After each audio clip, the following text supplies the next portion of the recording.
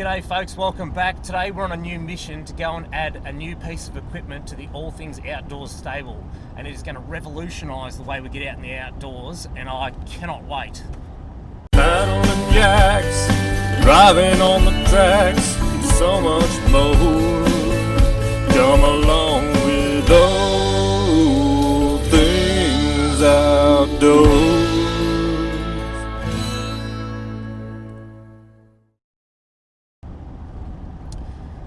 So recently I said goodbye to my old rooftopper tinny, which was about a 3 metre aluminium boat, and I had a 5.8 horsepower pass and outboard to go on the back of that. And my intention with that outboard was to obviously put it on the top of the ute so that we could go full driving and go boating while we're out there. Well, I didn't actually use it all that much in that role. I took it to Fraser Island with me years and years ago, and I used it once while I was up there, so I was carrying all that weight around with me and didn't really get the use out of it. And then since having kids as well, I can't really use it there either, because it's really only designed for one person to be in, really, 2 people at the most, but it's kind of difficult in that respect that, you know, there's not a lot of room in it, so I didn't get much use out of it. So we sold that, and today we are going to go and pick up a much larger boat which will revolutionise the way we go fishing and boating and camping, and we can take the whole family out in it.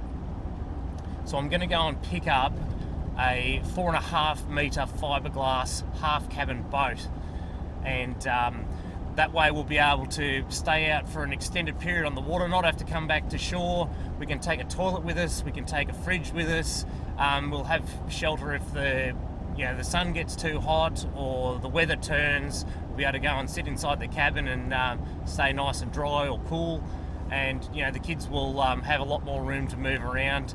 And the beauty of it is it has a V-berth in there, so we can potentially camp in it as well, so I'm really excited about that. It comes kitted out with a 70 horsepower Mercury outboard.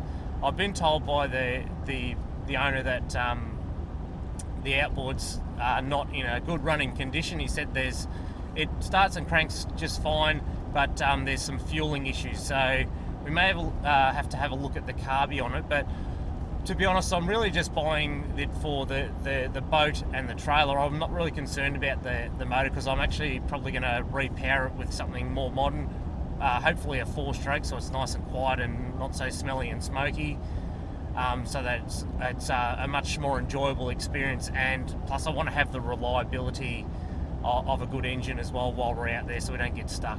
So got it for a good price. I mean, I think the trailer alone's worth about $1,000, so I think we're not paying much more than that, so I think we're doing really well there. So let's go and pick her up and take a look.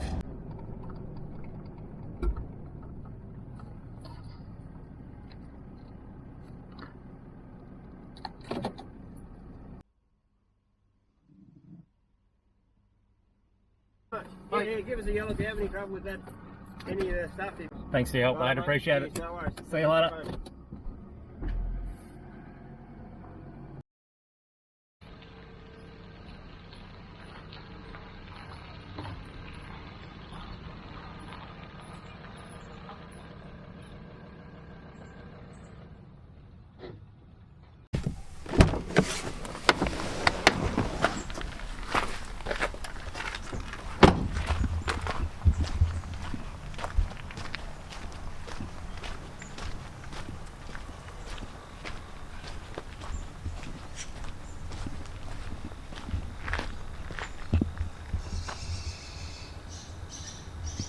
Well, here it is, folks, the new addition to the fleet. This is a Fiberfab Matador 4.5 metre fiberglass half cabin boat powered by a Mercury 70 horsepower 2-stroke outboard.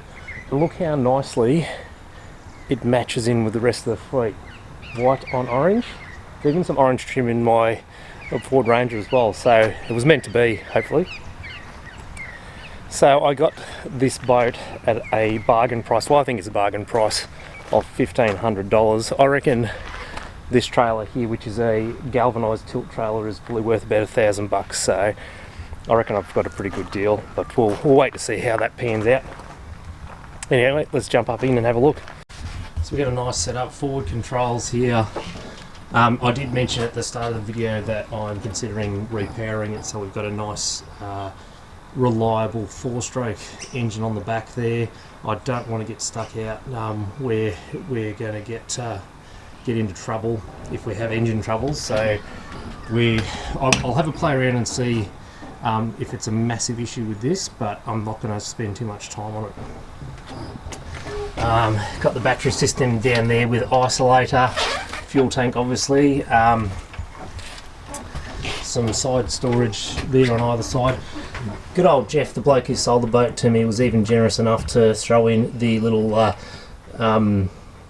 small outboard motor mount for like trolling, or as a safety motor that bolts onto the back of the transom there, which we might use if we can get a tiny little outboard for a bit of extra security. And then he's done some cool work up here with the electrical system as well. So we've got a nice switch panel here with some 12 volt outlets and a nice little battery monitor there. And we've got some lights, a depth sounder, a nav light switch as well. And the good thing is that the engine has hydraulic tilt and trim there as well. A nice little captain's chair set up here, which I really like, and also having the added storage underneath there, which with the plans that I've got we may utilise for a system or two in this boat setup. But probably the real reason I looked at this boat, and this is the sort of boat that I wanted to get, was because of the half cabin up the front here. So the plan is that we can go out and camp in the boat, and if we've got toilet, fridge, all of that stuff, we won't even need to leave the boat the whole time. So we'll be able to sleep in here, and we may have to sort of put in some sort of bug net system here, obviously if it's in the warmer months, to keep the bugs out. But that is the main aim. So got a little bit of storage underneath the mats here, which will be handy to put camping gear in. And there's even those cool little storage shelves up the front there, which will be handy, putting your phone or something that night time when you go to bed. And then moving up the front here, we've got the front hatch that swings open. Ooh, that's open, and you can get access to the anchor well here. Throw your anchor out, nice and easy. And the good thing is you could even utilise the front hatch there in summertime to add for some extra airflow. You just have to put a bug net in there, obviously, just to create a bit extra airflow, because it could potentially get kind of hot in here. And then, the back side of the panel up here, with all the electronics. As I did mention, we want to set this up to be a nice little camping rig. So my aim is to set up a dual battery setup here, where we've got an auxiliary battery to run a fridge, to run lights, charge devices, all that sort of stuff, and hopefully mount a solar panel up the front there, so that even when we're not running, we've got charge going to the batteries to keep us topped up. And then we can set a fridge down here on the side, perhaps put the toilet in there, and we don't have to leave the boat, we can stay out all day. It'd be fantastic. I need to, just bear with me a second, I'll put the canopy back on and show you what that's like. Alright, I've just put the canopy back on, and this is a bit of an aftermarket thing that he's done so that he can actually stand up in here while it's all up, and you can drive the boat standing up even. But he's added this extra panel on the back here, which extends the full length of the boat, which you could probably prop up to with some poles, and have a full length sort of shade cover over the boat while you're out in it, which is, if you've ever been out in a boat before, you're very exposed to the sun and it can get kind of hot out there. So I really like that idea, but unfortunately when I was just reinstalling it, I ripped it, so we might have to do a bit of a running repair on that. But if it's going to be that brittle, we might have to do a full replacement.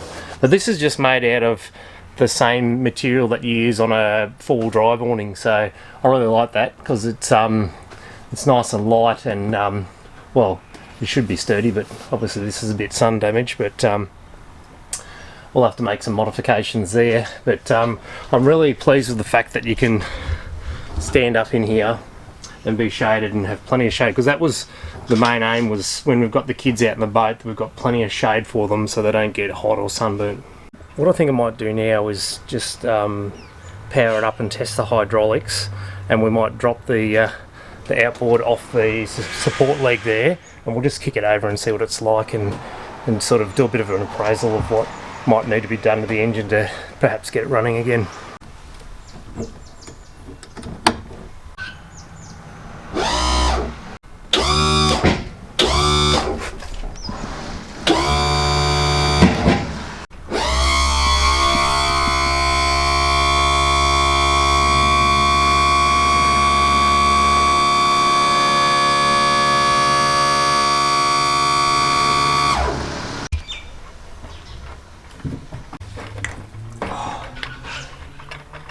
Oh, that bulb's a bit hard.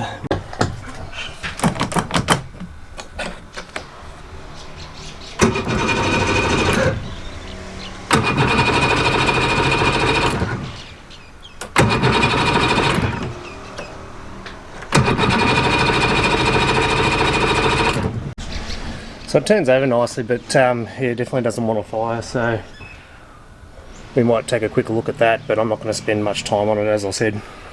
Okay, so the plan of attack from here is I'm going to work on the exterior of the boat and sort of get it neatened up. There's a few sort of chips on the hull. The hull's actually really good, but there's a couple of chips that I just want to clean up with some epoxy, just to make sure that we don't get any leaks inside the hull. Keep it nice and dry in there, and also work on the electrical system as well. And because I'm not too worried about repowering the engine just yet. We've got plenty of time until summer, so that'll give me time to save up a bit of cash to buy a nice, what I'm hoping to get a 4-stroke outboard, so it's nice and quiet and not smoky, and just get a bit more reliability as well. So that's the plan.